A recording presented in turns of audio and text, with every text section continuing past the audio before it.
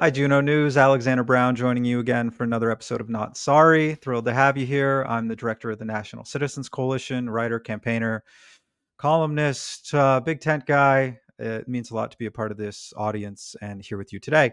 And while you're here, take advantage of our promo code, junonews.com/not sorry for 20% off. This is becoming a theme here. I talk about Doug Ford a lot and I talk about British Columbia a lot. And British Columbia needs to get it together and get it together fast because the province risks further dragging the rest of the country down with it. BC Premier David Eby is officially worried about growing Aboriginal title issues in the province, well reported on here in Juno News. After mocking private property concerns, Eby is now worried about this Cowichan decision, which potentially, risks the land beneath people's feet. There are folks in Richmond now who are receiving letters wondering, like, am I going to, lose my house over this? But the BC government laid the groundwork for that decision. They now claim to oppose it. And this is threatening a real slippery slope nationwide, not just on the left coast. As our guest today, Dr. Caroline Elliot writes in a separate piece, and she's very much been the person to talk to on this file. A City of Richmond letter to property owners in the Cowichan Aboriginal title area recognized by the BC Supreme Court has brought the judgment's potential impacts into stark reality. For those whose property is in the area outlined in black, the letter had explained, the court has declared Aboriginal title to your property, which may compromise the status and validity of your ownership. While Premier David Eby has been quick to disavow the decision, the reality is his government helped set the stage for it in multiple ways. Worse, it quietly supported a similar outcome in a related case, even after the concerning implications of the Cowichan judgment were well known. The problematic nature of the Cowichan decision has been well established. It marks the first time a court has declared Aboriginal title over private property in British Columbia and declares certain fee simple land, i.e., private property, in the area defective and invalid. Now, scary words. And you'd think the BC Conservatives would be all over this, that this would be a moment for firm and focused opposition. And yet, the BC Conservative board members have called for John Rustad to resign immediately. That this is a party gripped with turmoil right now. That's looking internally and not externally at this moment where British Columbia needs, to allow Alberta pipelines to allow tankers Canadian tankers off its shore when American ones are streaming by every day, bound for Washington State or Alaska. BC Conservative leader John Rustad has even said he will not be stepping down after 7 members of the party board's management committee formally called on him to resign, citing unprecedented turmoil. And there has been. Candidates are leaving left and right, allegations of impropriety. This is a collapse in party unity since last year's provincial election. In a letter dated October 21st and addressed directly to Rustad, signatories included elected board members. These were Rustad people, Aisha Esty, Troy Lanigan, Mauro Francis, to name a few. Only one board member in total did not sign their name. So with EB benefiting, the NDP benefiting from this unnecessary infighting in the polls right now, imagine if they were to turn around and turn this into a majority. This is the same party working to block those pipelines, the tankers offshore. No one harms Canada like Canada. That is a recurring theme here. Ontario has a much deserved reputation for dragging the country down with its sputtering economic engine and its propensity towards re-electing liberal and liberal light status quo governments. But BC holds an increasing amount of cards in Canada's economic recovery and in driving more social unrest. Dr. Caroline Elliot joins us to talk about this topic. She's in some ways becoming the leading BC political commentator. We're thrilled to have her here today on Without Diminishment. Caroline Elliot joins the show. Dr. Caroline Elliot. She is a senior fellow with the Aristotle Foundation for Public Policy, sits on the board of BC's Public Land Use Society, prodigious BC political figure, commenter, leader. Thanks for joining us. Thanks for having me, Alex. Did you like my preamble?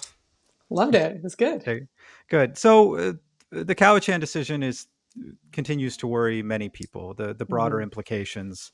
You were the person that we wanted to call. What are your latest concerns here? I know even BC's premier is coming out saying that he's concerned by the recent developments, as if he didn't play a role in teeing this all up.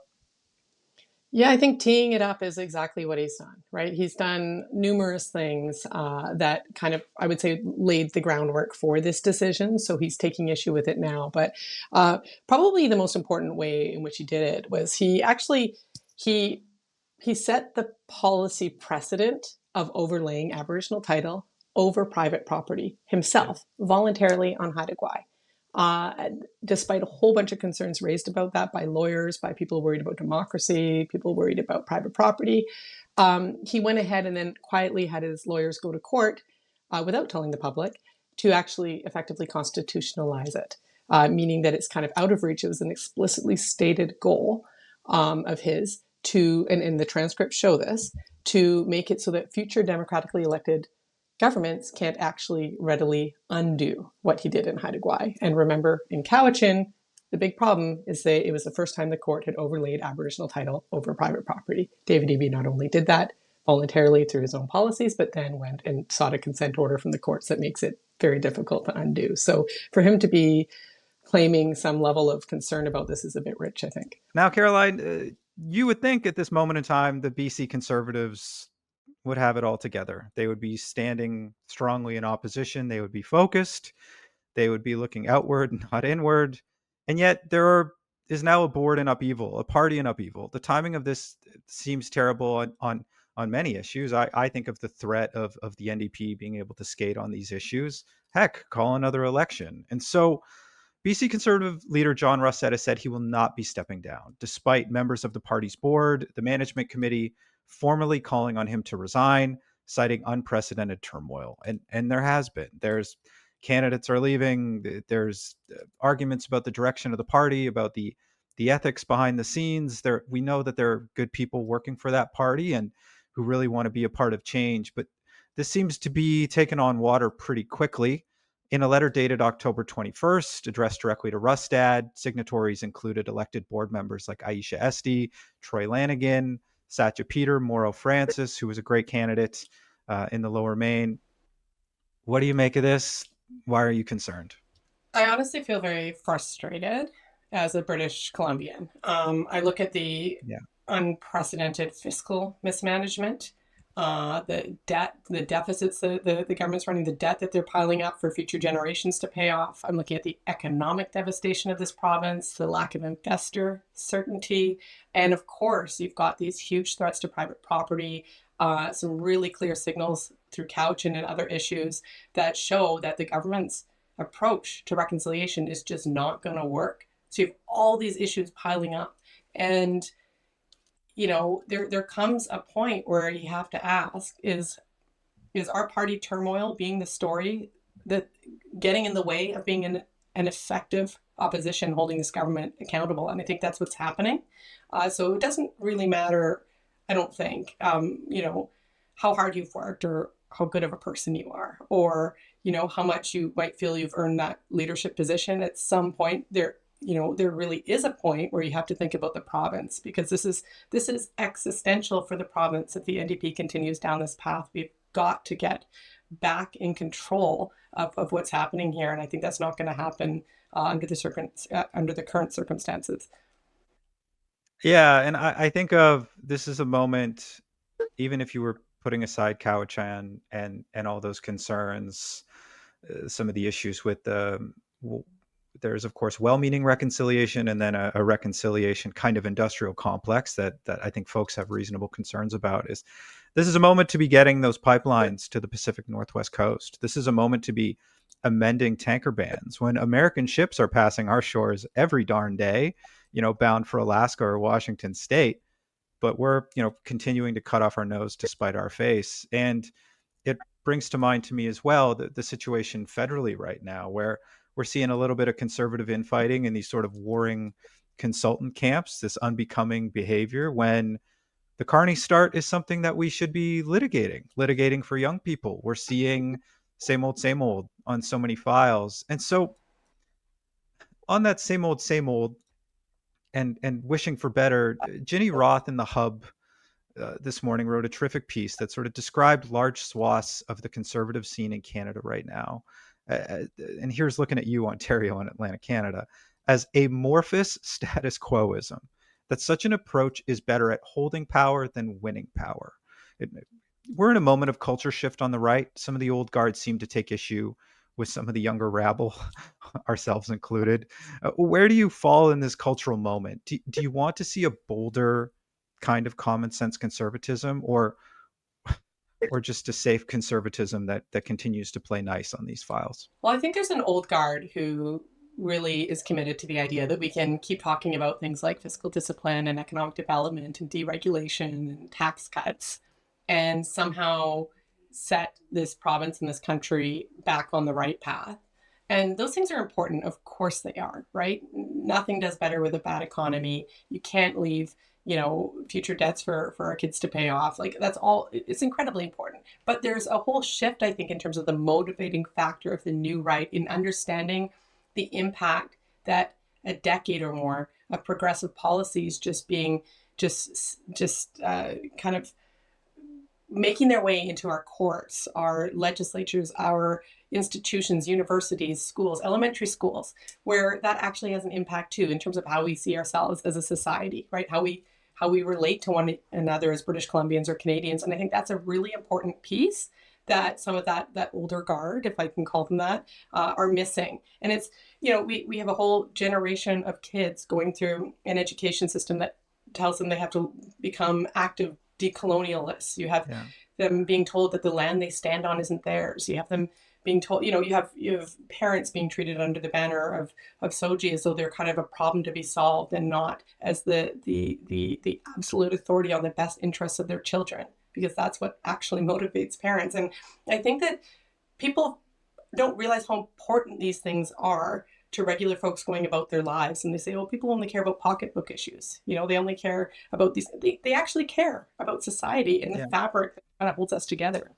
No, and I've been surprised by that even out here. I'm in British Columbia with you too, and I'm in a neighborhood very much filled with yuppies and go along to get along types and wonderful people, crunchy granola moms, but they're really worried about this stuff too. You talk to them in the park, you bump into them on a run in the grocery store, and they'll tell you about the radical posters that are hanging in their kids' schools that are teaching these kids to hate themselves and hate their identities, about these indulgences and endless acknowledgments that warp their very minds of an inappropriate encroachment from seemingly politicized institutions, because we're letting into our great institutions or training people to enter them who hate them, who hate their very existence. Our friend Jeff Russ wrote a piece this morning where he talked about the Oxford Union president who has since been given the boot, and it came out in personal missives that the reason he actually ran for the position was because he hated it.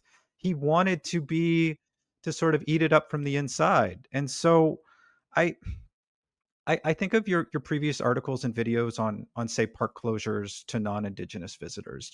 You highlight these understandable concerns about true equity and access. You're not afraid to say the obvious thing. I mean, how would something like, restricting access or making folks worry about the land beneath their feet, how does that reflect sort of broader tensions in conservative culture regarding, reconciliation efforts? What difficult questions should Canadians be allowed to ask about balancing Indigenous rights and reconciliation efforts with the public interest, even the very confidence of concerned taxpayers and owners?